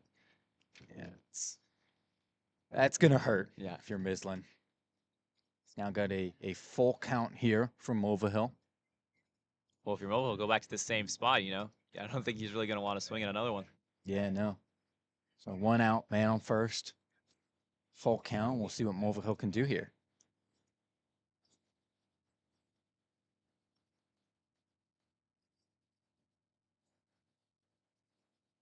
And Mulvihill decides to throw over to first. He got them going. They throw to second, and he is out. Ooh. Nice pickoff by Mulvihill. Yeah, good defense all around. Mulvihill with the timely decision, and then a good throw over to second from Aiden Quinn, and then as well as a pretty solid tag. It was going to be pretty close, but Cochran got it down. So that is the second out of the inning. Was able to catch Kolela there. Well, now we go back to a full count. Yeah, we'll see if he can finish it off right here. And now here comes the payoff pitch. Swung on line to the shortstop, just out of reach, and that'll be a base hit for Jack Mislin. And that was Don Patrizi trying to make a diving grab right there. I think just a few inches away from his glove, unfortunately. It'll be a 2-out single.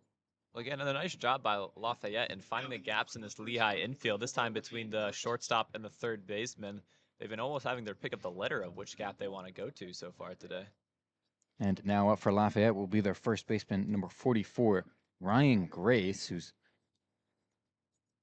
not been a bright spot on their offense today, as that first pitch is caught a ball. Well, Ryan Grace was also the guy who squared up to bunt 5 times in an at-bat and then struck out as soon as he started swinging. Here comes the 1-0 from Mova Hill, and that is fouled off to the right side. Yeah, so Ryan Grace has the 2 strikeouts today. Did get an RBI earlier, I believe, back in the 4th inning.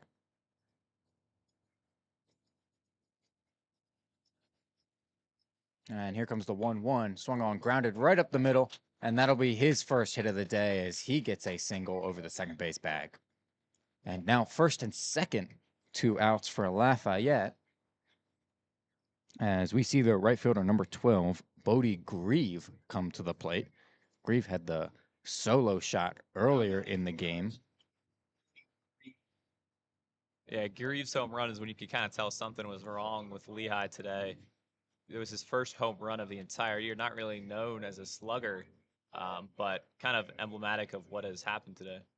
His first pitch to him called a strike. Looks like he kind of checked his swing there, but didn't matter. Having a few words with the home base umpire about it. And here comes the 0-1 pitch. Swung on, grounded towards the left side. Don Patrizzi with the play. He throws to second. What a and play. they do get the out. That was Ryan Cochran able to hold on to the ball for the putout. And that was a hell of a diving play by Don Patrizzi to end the inning right there. We'll head to the bottom of the 6th. Lafayette still leading Lehigh 8-1.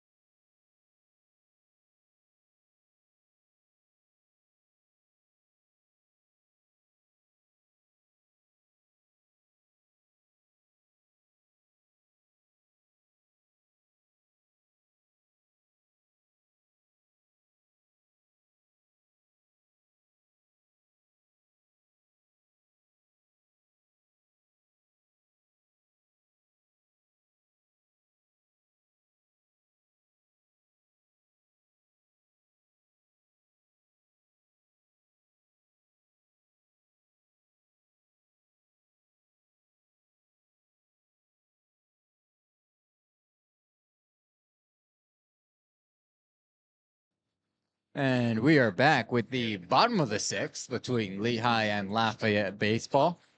Lehigh's still down 8-1 here. They're looking to make a miraculous comeback in these final 2 innings. Up to bat, leading them off this inning is their center fielder, number 1, Jake Whitlinger. And he squares to bunt, but he pulls back, still a called strike. Notice I said final 2 innings because this is the first game of a doubleheader today. So it'll only be going 7. Second game will also only be going 7. And Whitlinger swinging on that second pitch, grounds it up the middle, and second baseman Alex Barris is able to make the play cleanly right at the second base bag for the first out of the inning. Yeah, not the day Whitlinger was looking for so far. He has a 272 average on the year, as well as 15 RBIs and 4 home runs, leading the team in home runs.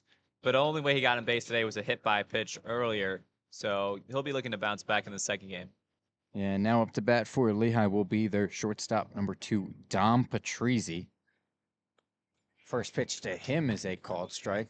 Talking about it last inning, Florio has done an excellent job getting pitches in the strike zone early in counts and forcing Lehigh batters into tough situations. As here comes the 0-1, swung on, fouled back to the left side, 0-2 count for Patrizzi.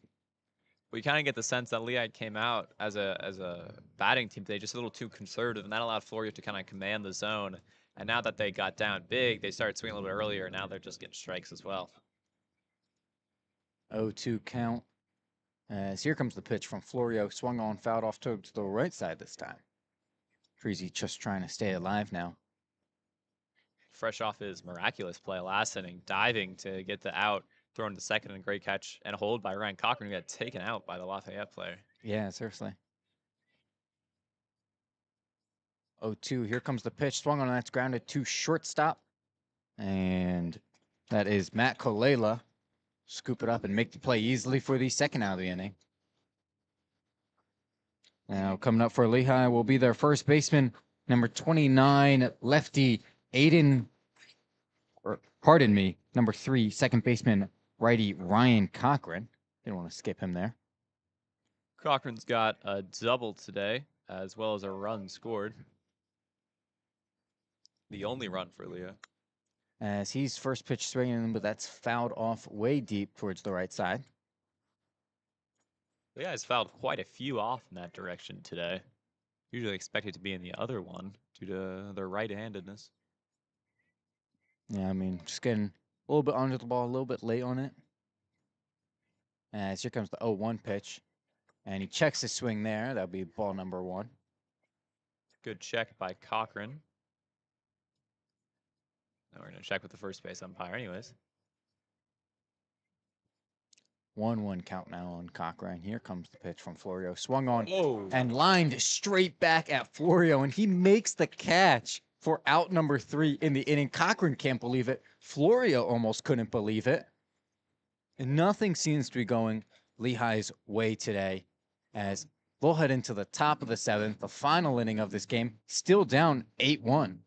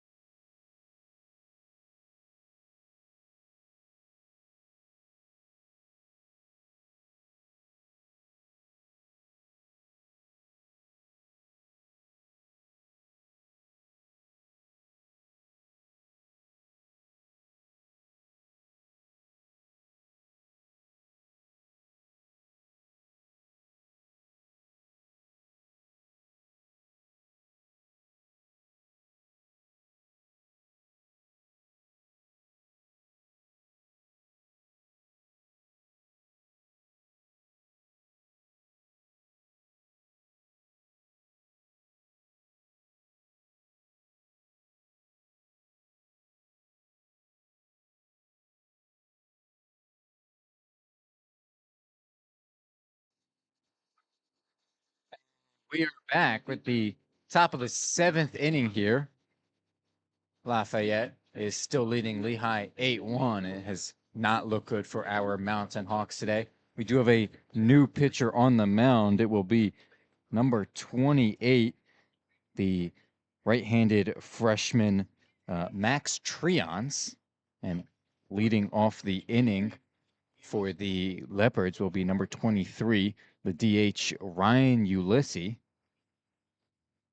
So we'll see what Trions can do here. His first pitch, breaking ball in there for a called strike. That had some nice movement on it. yeah, that's kind of been what Lehigh's pitchers have been needing throughout the day, especially Lehman, just to kind of mix it up for these Lafayette batters. And second pitch, Ulysses squared to bunt, but did not make contact there. A little bit weird. And that'll go in as strike number 2.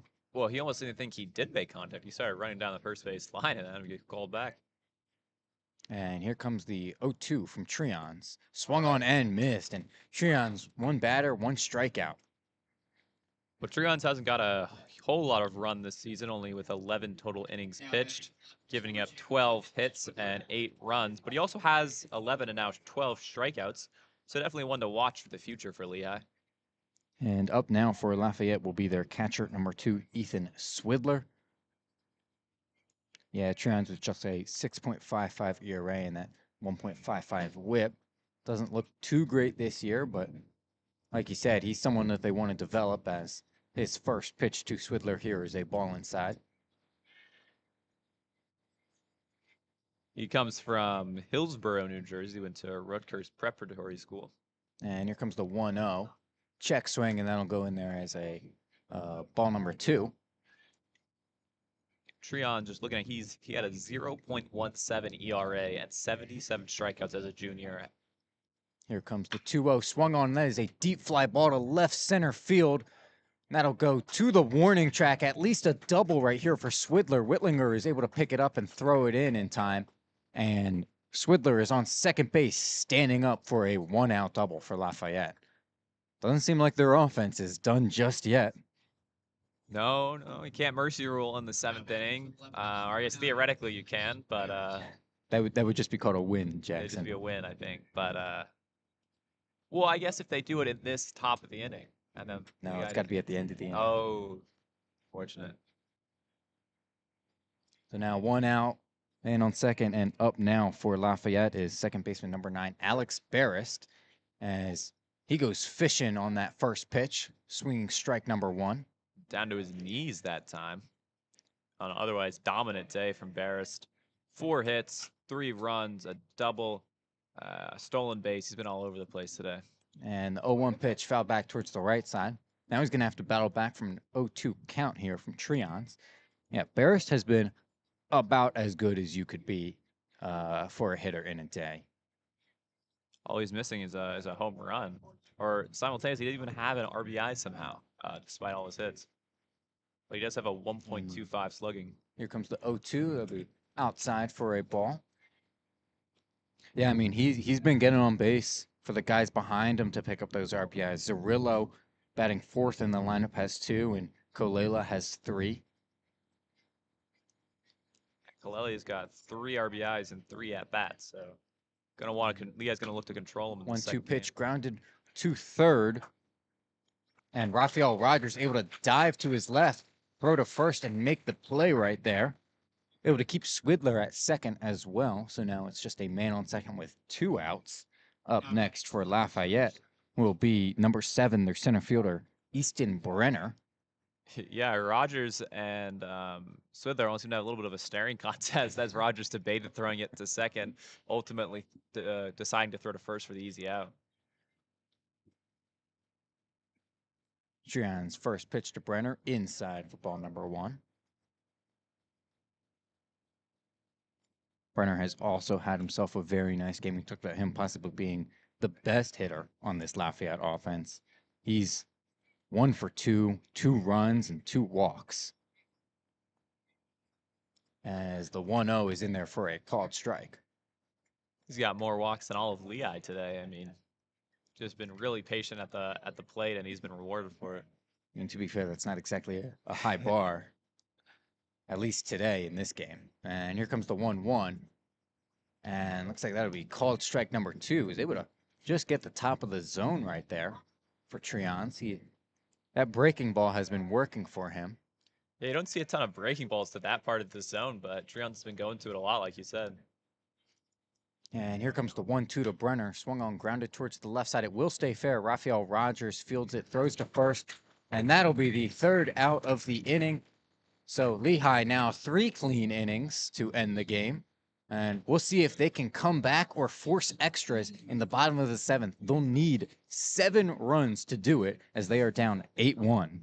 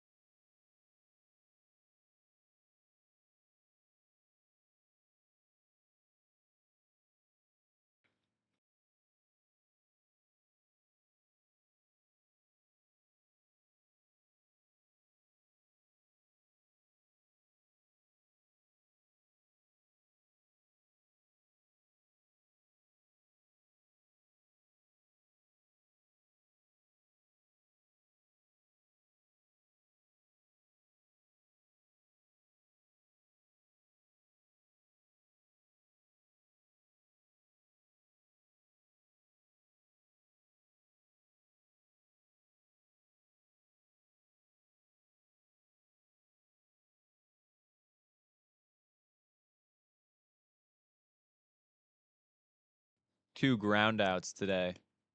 So not the day Quinn has been looking for. Hopefully he'll bounce back in the second of the doubleheader. As the 1-0 is in there for a called strike.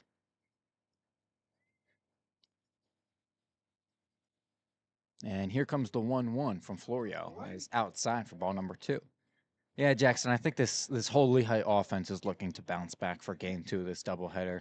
I mean, they've looked lost for much of this game against Florio, outside of a couple innings where they got a few men on. As here comes the 2-1. That is lined out to left field. That'll be a base hit for Aiden Quinn right there.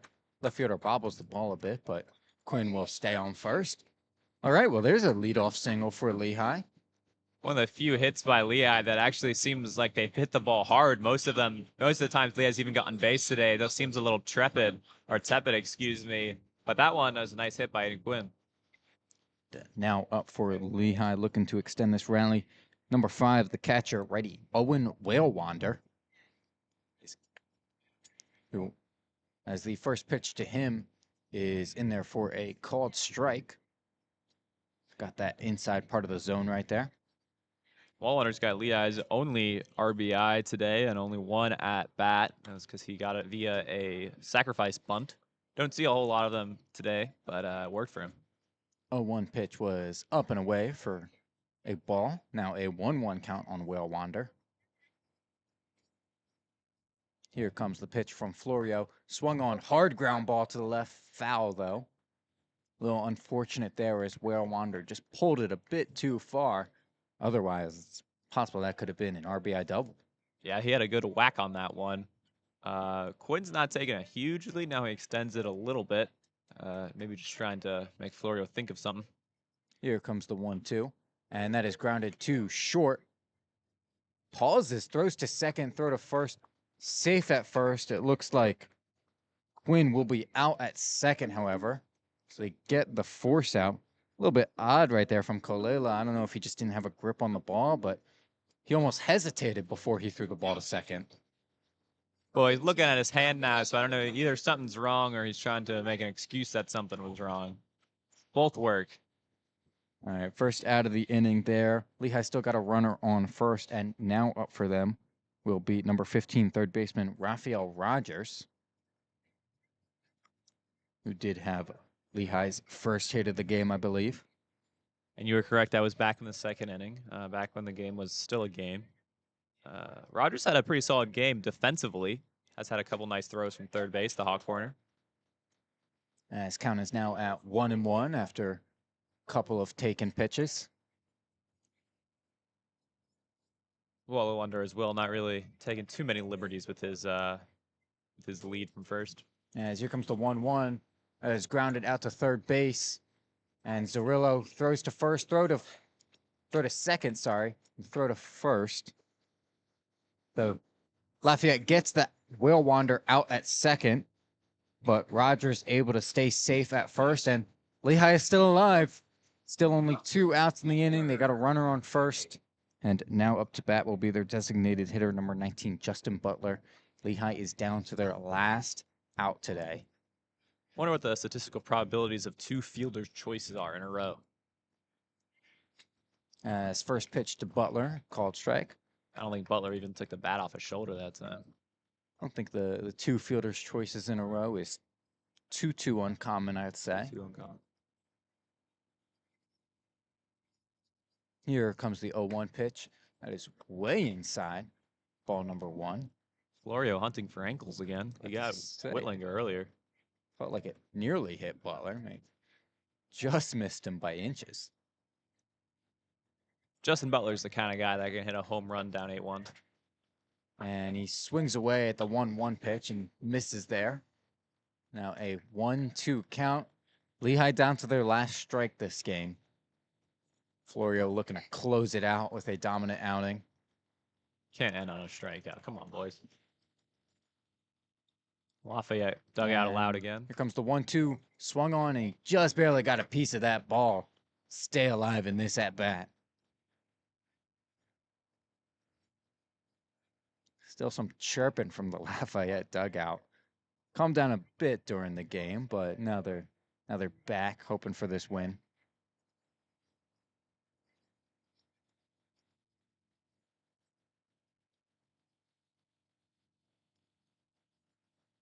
1-2 count. Here comes the pitch from Florio, and it hits Butler.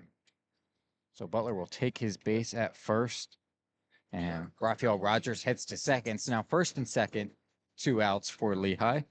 Coming up next will be their left fielder, number 13, right-hander Sam Holtz. Holtz has a strikeout and a flyout today on 2 at-bats. Not his best performance.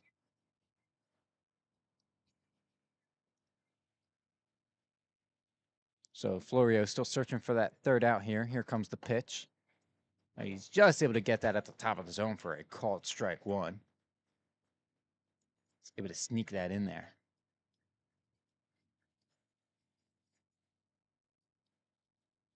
Oh, 1 count. Here comes the pitch. Swung on and missed. Looks like he did get a piece of it. Foul tip. Still 0-2 either way. So Holtz now down to his last strike in this 0-2 count. Lehigh's last strike. Here comes the pitch. Swung on and missed. And Florio completes the game with a strikeout right there. Lafayette will take game 1 of this doubleheader. 8-1. They even up the season series. So we will not be on the call for game number 2 today, unfortunately, but they will be playing it in about 30 minutes. They've got another doubleheader tomorrow that we may broadcast one of those games as well, so please look out for that on our social media. As for Florio's final line, I mean, he absolutely dominated this Lehigh lineup. He went 7 innings pitched, giving up just the 1 run. Only let up 4 hits, no walks, only had the couple hit by pitches, and 5 strikeouts against Lehigh's lineup. So didn't get the shutout, luckily. Lehigh was able to get the 1 run on him, but about as dominant as you could ask for. Jackson, anything? Well, I had some keys to the game earlier. It was for Lehman to go long and for Lehigh to stop Lafayette's aggressiveness at the start. And Lehigh did neither of those things. So I go 2 for 2 on the day. Lehigh goes 0 for 1 so far. Hopefully they bounce back in the second of the doubleheader. All right, so this will drop Lehigh to 12-12 overall. Lafayette moves up to 5-21 in conference play. That puts Lehigh at 2-4. So not doing them any favors in the Patriot League right there. I'm Zachary Porter here with Jackson Cramp of the Lehigh Sports Broadcasting Club. And hopefully we will see you tomorrow for game 4 or 5 of this Lehigh